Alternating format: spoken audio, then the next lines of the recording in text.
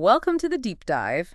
This is where we really get into interesting ideas from different sources, all for you. That's the plan. And today we're tackling a big one, requested by listeners.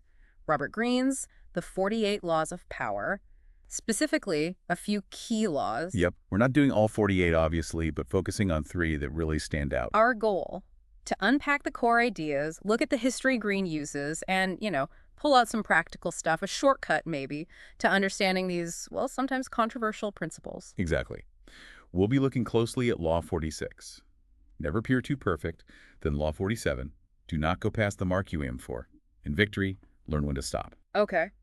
And finally, Law 48. Assume formlessness. We'll break down what Greene means, the stories he tells, and what it could mean for us. Great. Let's jump straight into Law 46 then. Never appear too perfect. It kind of goes against everything you're taught, right? Strive for the best. It really does. Yeah. But Greene's angle is that projecting this image of total flawlessness, it doesn't win you friends. Quite the opposite. It breeds envy, resentment. That's the idea. He suggests, showing small flaws, keeping some talents hidden. It actually disarms people, makes you seem more human, less threatening. Okay, so how does he back this up? He always uses these historical stories. He does. And for this one, the story of Joe Orton and Kenneth Halliwell is pretty intense. The playwrights. Yeah. Initially, Halliwell was the mentor figure, even supported Orton financially early on. But then Orton just exploded. Entertaining Mr. Sloan, Loot, huge hits. Right, I remember reading about that. Orton became the star. Totally. Got commissions from the Beatles, even. Halliwell, meanwhile, his own creative work kind of faded. He felt left behind, overshadowed. And that dynamic shift from partner to almost assistant, that must have been tough. Greene really emphasizes that. Orton's enjoying the success, out and about, while Halliwell gets more isolated, more resentful. And apparently, reading Orton's private diaries just poured fuel on the fire. Oh, wow. Seeing Orton's unfiltered thoughts about his success, maybe even about Halliwell. Exactly.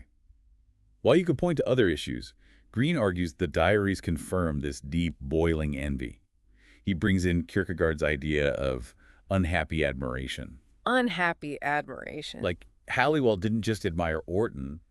He unhappily wanted Orton to fail, maybe so they could be equals again. That's dark. It led to tragedy. Halliwell eventually murdered Orton and then killed himself. Left a note pointing to the diaries as the explanation. Jeez. That's a brutal example of envy's power, especially between people who were once close. It really underscores Greene's point about not underestimating envy, particularly from your inner circle. So any other examples for this law? Yeah, he uses a classic Jewish parable, the greedy man and the envious man. A king offers them a wish. Oh, I think I know this one. Whatever one asks for, the other gets double. That's the one. So what does the envious man ask for? He asks to lose an eye. Exactly. Just so the greedy man loses both. It's pure self-destruction, fueled by wanting the other person to suffer more. It perfectly illustrates that irrational spite of envy. It's not about gaining anything yourself. Right. Kierkegaard again. Admiration is happy self-surrender. Envy is unhappy self-assertion, tearing others down. And there's a mythological one too, Minerva. Yes, from Ovid's Metamorphoses. Minerva visits Envy's house, described as this disgusting, dark, foul place. Envy herself is, well, hideous. Pale, skinny, rotten teeth, dripping venom. Sounds charming. Ah, right. She only finds joy in others' pain. Minerva asks Envy to poison Aglaros with jealousy over her sister's marriage to Mercury. And envy does it. Oh, yeah. Fills Aglaros with this black and evil poison. She just wastes away, consumed by it. It shows how envy destroys the envier, too, not just the envied. So it poisons from within. Okay, and a more, let's say, practical historical example. Cosimo de' Medici in Florence. Now, Florence was sort of democratic, right? At least compared to other places. Displays of overwhelming power were risky. So Cosimo had to be careful. Very. He understood that appearing too great, too successful, would stir up massive envy, so he deliberately downplayed everything. How did he manage that? He was incredibly powerful. Subtly. He'd make big projects look like they came from others. He had that saying, envy is a weed that should not be watered. Fine. He lived modestly, acted like one of the people, made friends with those lower downs, didn't flash his cash. He'd even pretend to defer to others in meetings. All to deflect envy. Smart. He focused on the real power, not the shiny appearance. Precisely. He disarmed potential rivals by seeming less threatening than he actually was. Okay, so distilling this down, what are the main do's and don'ts for Law 46? Well, the big don't is thinking that showing off how great you are wins admiration. Greene says, nope, It mostly just stirs up envy. And don't underestimate how strong envy can be, especially from people close to you. Definitely. Friends, colleagues, that's often where it's most potent, on the DO side. Except that others will sometimes do better than you. Use it as fuel, not resentment. And learn to spot envy. Yes. Pay attention. Is criticism disguised as a joke? Is there sarcasm, backstabbing, even praise that feels off, too much? Those could be signs. And Greene says envious people work subtly. Often, yeah, indirectly. Makes it hard to confront. He also says, controversially maybe, don't try to help the envious person. It can feel patronizing and make it worse. Ooh, so sometimes you just have to get away. Sometimes, yeah. Flee their presence, as he puts it.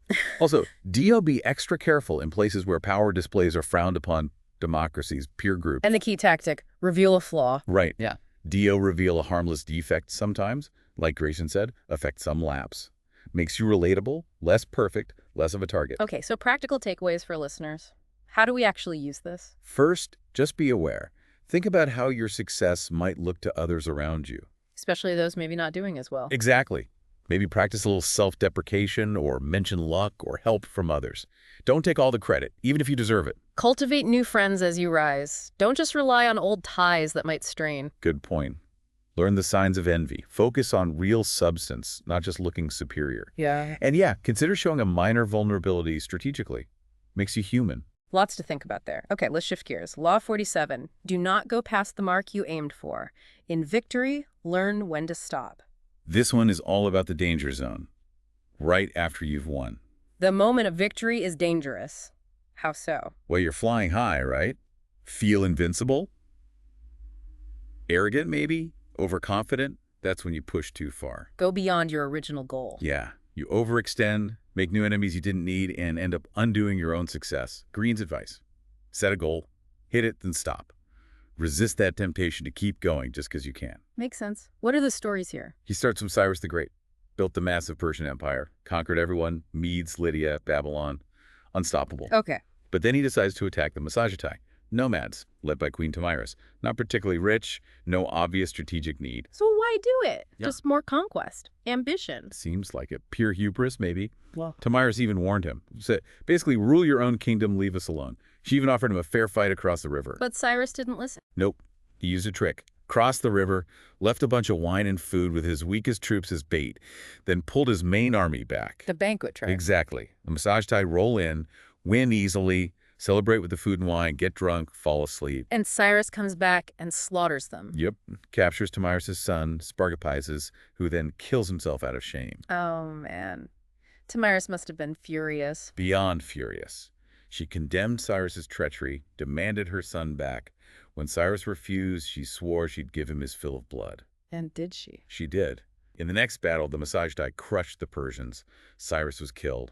And Tomyris, well, she took his head and plunged it into a wineskin full of human blood. Wow. Message delivered. Absolutely. And Greene's point is, this overreach, this unnecessary war born from arrogance, was the beginning of the end for the stability of Cyrus's empire. He didn't know when to stop. A really stark lesson. Any shorter examples? There's Tolstoy's fable, The Cockerel, wins a fight, struts onto the barn roof, crows loudly. And gets snatched by an eagle. Got it. Flaunting victory makes you a target for bigger predators. Makes sense. He also mentions lawyers. Yeah, Francis Wellman on cross-examination. You catch a witness in a lie. Great, make your point. But don't keep hammering away. Why not? You risk losing the impact, dilute the win, maybe even give him a chance to recover or explain it away. Know when to stop talking. So secure the victory, then shut up. What about Machiavelli? Machiavelli warned princes about their own generals. A general wins a huge victory, becomes super popular. And suddenly looks like a threat to the prince himself. Exactly. The prince gets nervous, jealous, might even turn on the general. Yeah. Your success can become dangerous to you from above. Right. And that tree climber story. Kenko's anecdote. The master climber guides his apprentice up a tall tree. Doesn't say much on the hard parts. Yeah. But when the apprentice is near the bottom, on the easy branches. That's when the master says, be careful. Yeah, because that's when you get complacent. You think the danger's past, you relax, and boom, mistake. Complacency after success is risky. Okay, so the do's and don'ts for Law 47. Don't let victory make you emotional or feel like you can't lose. Stay rational. DO, step back, be cautious right after a win. Don't just charge ahead. Definitely. And don't just keep doing the same thing that worked before. Circumstances change. Adapt. Do control yourself before you try to control others or events. Crucial. And don't think good luck means you're a genius who doesn't need strategy anymore. Recognize the role of luck. Do understand that power sometimes needs force, sometimes cunning, you have to switch it up. Right. The rhythm of power, Greene calls it. Hmm. Also, don't overstay your welcome trying to please a boss after a success. It can look suspicious. Trying too hard. Yeah. And finally, Dio know when to stop. The last impression matters most. End strong. So, practical takeaways from this one? Celebrate the win, sure, but then get analytical. Fast. Don't just keep pushing because you're on a roll. Resist that temptation. Acknowledge luck, circumstances. Don't get cocky. Be adaptable, change tactics if needed, and watch how your success looks to people above you. Very important. And yeah, know when to walk away. End it well. Preserve the win. Okay, solid advice. Let's get to last one. Law 48, assume formlessness. This is about adaptability, flexibility, keeping people guessing. The core idea being, if you don't have a fixed shape, you're hard to attack. Exactly. Like water. Yeah. It takes the shape of its container, flows around obstacles. Be like that. Don't be rigid, be fluid, unpredictable. Keep your enemies off balance. How does he illustrate this? Sparta versus Athens? Classic contrast. Sparta.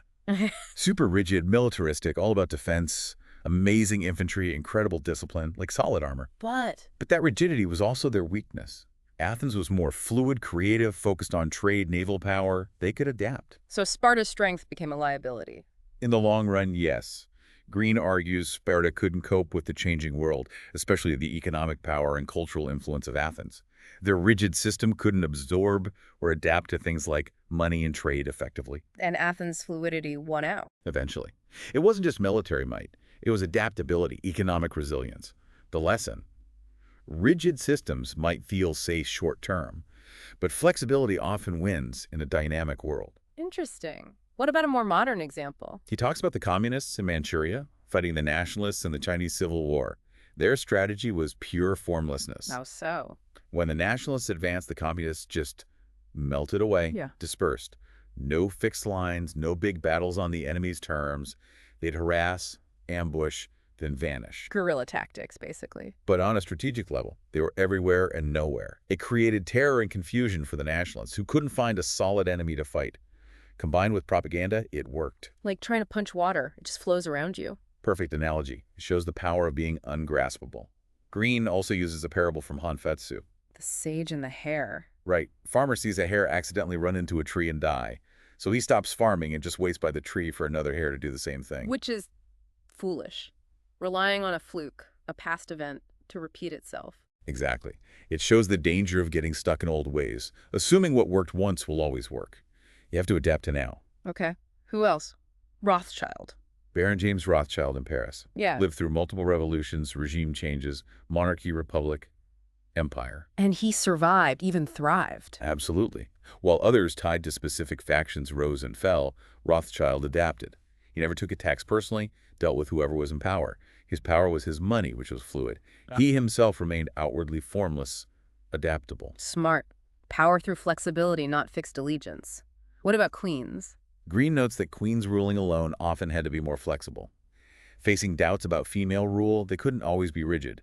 They navigated factions, adapted, and often proved very effective and long-lasting rulers because of it. Turning a potential weakness into a strategic need for adaptability. And Japan. He mentions Japan adopting some Portuguese ways centuries ago. Not weakness, but strategic absorption. Taking useful things from outside without letting it destroy their core culture. Superficial formlessness protecting a strong core. He also mentions Xerxes' invasion of Greece, briefly. Yeah, Artabanus warning him that his huge army lacked mobility. Sacrificing flexibility for size led to disaster, especially for the fleet. And the counterexample is people who were too rigid. Marie Antoinette, King Charles I, clinging to old formalities, old ways of power when society was radically changing around them. Their rigidity made them predictable, out of touch, and ultimately led to their downfall. So the do's and don'ts for Law 48, assume formlessness. Big D.O. Train yourself not to take things personally. Show no defensiveness. Be slippery, hard to grasp. Don't let anyone know your real weaknesses. Adapt to the environment. Blend in when needed. Yes, do that. And D.O. keep changing, reinventing your form. Don't get stuck in rigid beliefs or rely only on past wins. Keep them guessing. Always. Do you learn to see things for yourself? Don't just follow the crowd or rely only on advisors. And DO, be brutal with the past, especially your own habits that hold you back. Okay, final takeaways for this law for the listener. Cultivate emotional distance from criticism. Practice being adaptable, open to new ideas, new ways. Avoid being predictable. Definitely. In your actions, your reactions. Learn to think for yourself. Assess situations independently. And be willing to ditch old habits or beliefs if they aren't working anymore. Crucial. Focus on flexibility, strategic movement, not rigid structures. Be like water. Some really deep ideas there across all three laws. We've covered quite a bit. We certainly have. Managing envy by not being too perfect, knowing victory's limits, and the power of being adaptable and formless. And hopefully, by looking at Greene's examples and the do's and don'ts, you, our listener, have a better handle on these dynamics of power. They're playing out all around us. All the time. Which brings us to that final thought for you to ponder. Where in your own life, work, relationships, goals, could applying these ideas, even subtly, make a difference? Yeah, where could you be more aware of envy, more careful after a win, or just more adaptable? Something to think about. Well, thank you for joining us on this deep dive into these specific laws from the 48 Laws of Power. We definitely recommend checking out the book yourself if this sparked your interest. And just to be clear, we have now fully covered the requested laws. Law 46, never appear too perfect. Law 47, do not go past the mark you aimed for. In victory, learn when to stop. And Law 48, assume formlessness, drawing from Robert Greene's work.